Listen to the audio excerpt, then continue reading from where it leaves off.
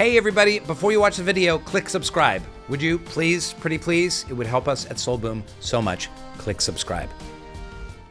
One of the key things besides having talent is kind of knowing where your talent is, where it lies, and how you compare to other folks making a living. One of the things that I'm really grateful for myself, I'm going to ring my own bell. I'm going to toot my own horn for a second.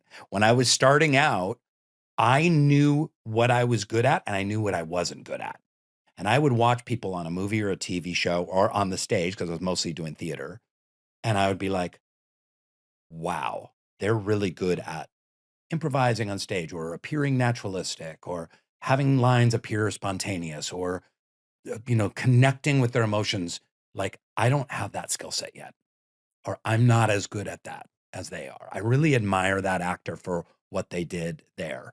And I find a lot of young actors aren't really able to, they feel like a belief in their own talent means that I'm just as good as them. I'm good as good as everyone. And I can kind of do everything really, really well. Whereas for me, it's like, even over the course of my professional career, I had to learn how to really breathe and be present and listen.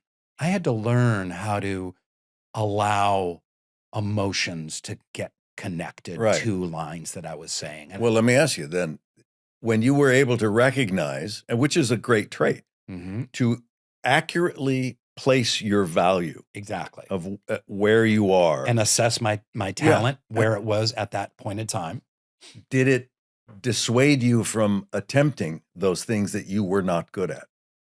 Like if you said, oh, they're so spontaneous, they can think on their feet, I'm not there yet.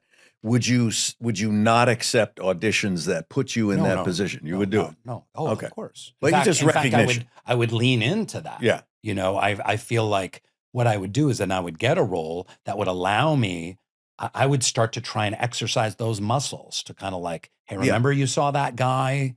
I remember I was doing a Broadway show early on in my career and I was really bad on it. I've told this story before, but I really sucked in this Broadway show.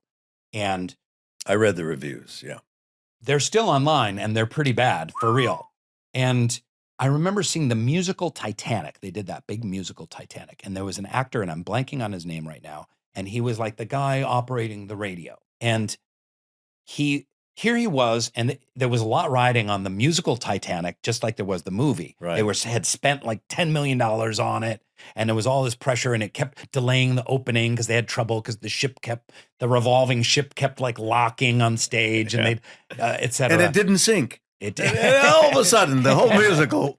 So I remember seeing this guy on stage, and in the midst of all this $10 million thing and all this pressure, and I had friends in the show and they were so nervous about, how's it gonna do and stuff like that. He was just couldn't have been more relaxed. He was like singing a song and doing the radio dial and telling some joke and just like cool as a cucumber, as if he was just like. He didn't know he was about to die.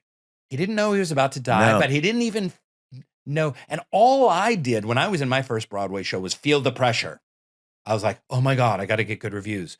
Maybe the William Morris Agency will sign me. Yeah. Maybe I'll get a Tony nomination. And the pressure crushed me. Yeah, because the you're not feeling the You're doing pressure. it for all the wrong reasons. Exactly. And I did do it for all the wrong reasons. Yeah. So that's an example. And then I often thought back on his performance when I was doing stuff in the future, been like, remember that guy? Be like that guy. Yeah. Like all this stuff people are watching, there's different pressures, whether you're auditioning or what have you. Like, how can you just effortlessly, lightly, and spontaneously be in the moment? Yeah.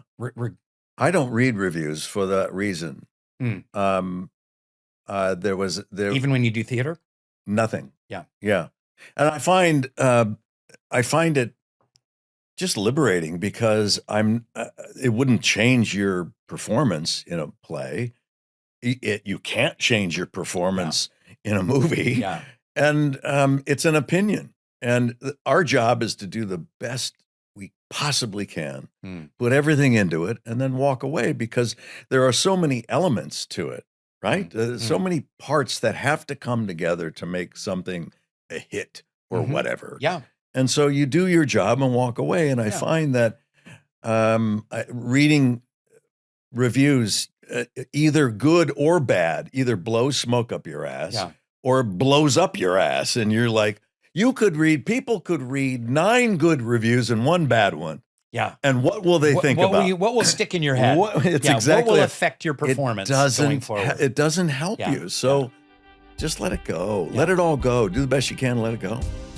The Soul Boom Podcast. Subscribe now on YouTube, Spotify, Apple Podcasts, and wherever else you get your stupid podcasts.